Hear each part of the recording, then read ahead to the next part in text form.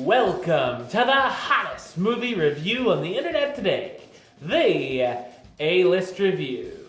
I am your host, the Game Changer, Wes Troop. And it's that time of year once again. Time for me to take a look back at the year and see what was the best and the worst movies of 2016.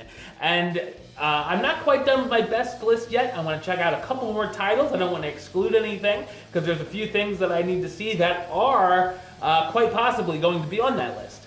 So, but I do have I do have my worst of the year done, and we're gonna look at that right now. Remember, these are my opinions. You might like a couple things that are on here. Good for you, but I didn't. So they made they're what I think are the worst, terrible, horrible movies of the year.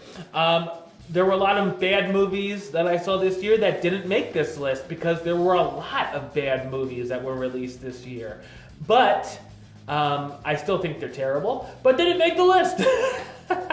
So just remember, these are my opinions. Remember, there are some stuff that was left off, and let's see exactly what bad movies I consider the worst of the year for 2016. Let's do it. All right, so I'm going to start off with a few dishonorable mentions. These are the movies that I did not like one bit, but somehow they didn't make the list because I thought they weren't as bad as some of the other movies on this list. Any other year, these probably would have made the top 10, not this year. So anyway, starting off, dishonorable mentions in no specific order. The Perfect Match. I bet you guys forgot that movie even existed. Incarnate. Yeah, that was a fun hour and a half. Warcraft. Oh, don't even get me started. Meet the Blacks. A Purge spoof that was really, really bad. The Wildlife. An animated film that was terrible. Shut In. Yeah, I was the only person in that theater, and I can see why. Ratchet and Clank. Man, did that movie, Clank. The Choice. Another Nicholas Sparks masterpiece on the worst of the movies list. And Middle School, The Worst Years of My Life. One of the worst movies I've seen in my life. And Masterminds, because that movie sucked. All right. So those still not as bad as 10 other movies that I saw this year. Number 10, The Disappointments Room. Yeah, there's probably a lot of people that haven't even heard of this movie. Unfortunately, I have. Kate Beckinsale stars in a supposed horror film where she moves into a new house and finds a disappointments room. Go figure, where the former owner's kids had been kept because they had deformities. The movie rips off The Shining and is boring as sin. Nothing scary happens at all, and there's a random scene of violence that comes out of nowhere, most likely just to secure an R rating. It also has a very abrupt ending where you're like, that's it? Really? Well, thank God. I'd say it was a disappointment, but it can't be a disappointment if you expected it to suck in the first place. Moving on to number 9, and we're going to keep it with the 9 because this is 9 Lives. The story of a big-time businessman who doesn't have time for his family, and after a freak lightning storm, he switches bodies with his daughter's cat. Wow, does this sound like it should have been made 25 years ago. I'm a big fan of Cats, but still ended up finding this a train wreck. All of the jokes fall flat. When they use the CGI on the cat, it sometimes looks jarring, even terrifying, and it's full of unlikable characters. There's even an attempted suicide in this family film. Yeah. Moving on. Number 8, The Brothers Grimsby. I usually can get some kind of enjoyment out of anything that Sacha Baron Cohen is in. Well, that stops here. This is a movie where I might have chuckled once or twice only because of its stupidity. Almost every joke fails badly. It uses gross out gags very often between being hidden in an elephant's vagina in the middle of having sex or sucking the venom out of his brother's testicles. It even feels like two completely different movies that were thrown together between the action plot and the raunchy comedy. It's all too much and just terrible. Moving on to number 7, Zoolander 2. This actually could have been good. I like the original film, but this movie is just a waste of time. I can't remember laughing at anything throughout its runtime. It relies too much on celebrity cameos that are eye-rollingly bad and have no purpose. While the comedy in the original was dumb but funny, this is just dumb. The script is a mess, and it gives us an unoriginal father-son reconnection story. Following in the footsteps of Paul Blart 2, Hot Tub Time Machine 2, and some more I can't even think of, it doesn't strut, but falls off the runway.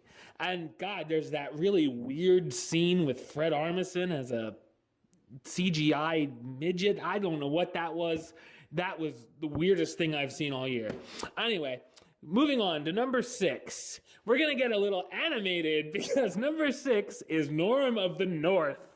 This animated film is such a downgrade compared to some of the classics we've received over the years.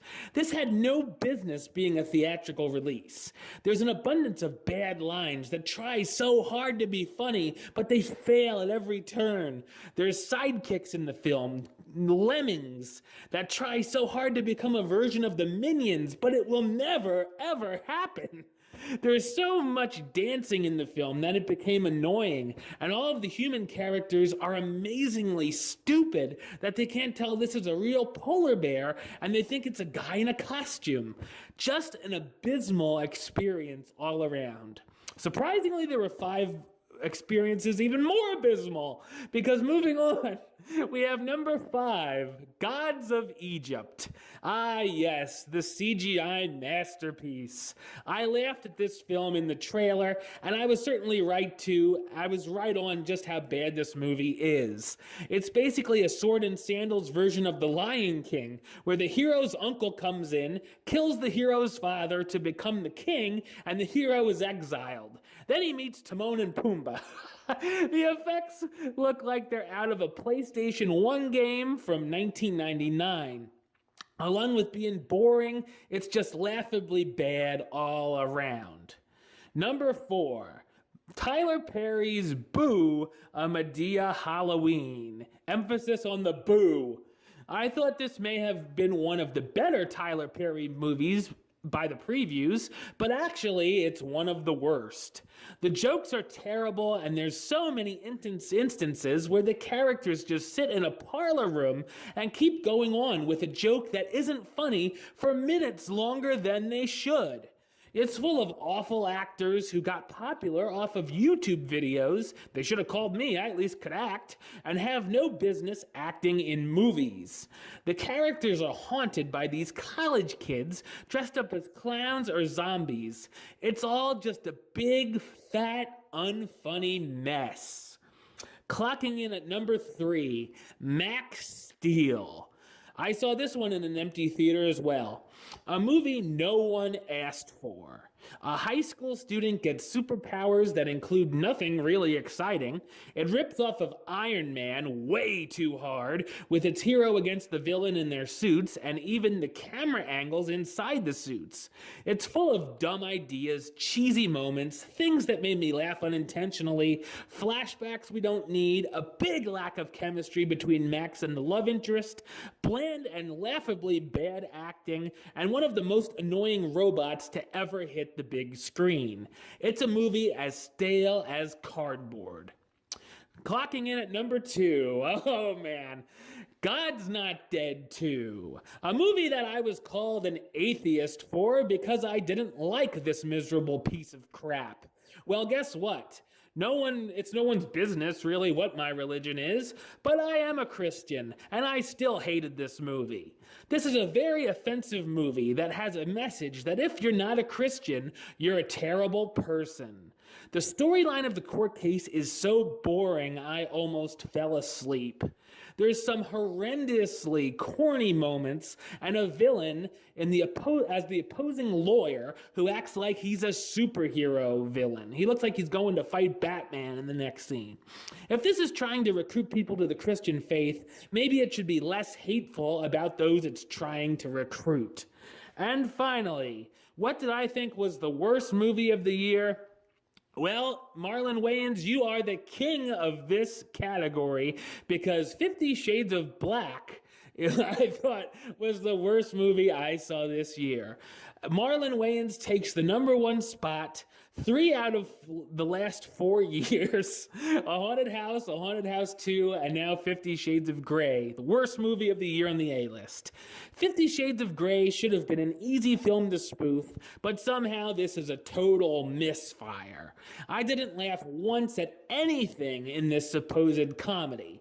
Every joke falls flat on its face, and it's so bad, I just found myself in a facepalm for an hour and a half. It follows the outline of 50 Shades of Grey, so if you've seen that movie, you know exactly where it's going, but it adds in painfully unfunny slapstick, one-liners, and sight gags. It was released in the first month of the year, and somehow I knew I wouldn't see anything that bad the rest of the year, and I was right. 50 Shades of Black, you are the worst movie of 2016. All right, well, that's the show. I'll be back with another review very soon, as well as my best of the year list coming up in just a few days. Keep a lookout for it. But until then, don't forget to subscribe right here on YouTube. YouTube.com/Westside of 515. You can like the show on Facebook, Facebook.com/WestTrueBaylist. And of course, you can follow me on the Twitter or the Instagram @WestAlist. Until next time, Troop out.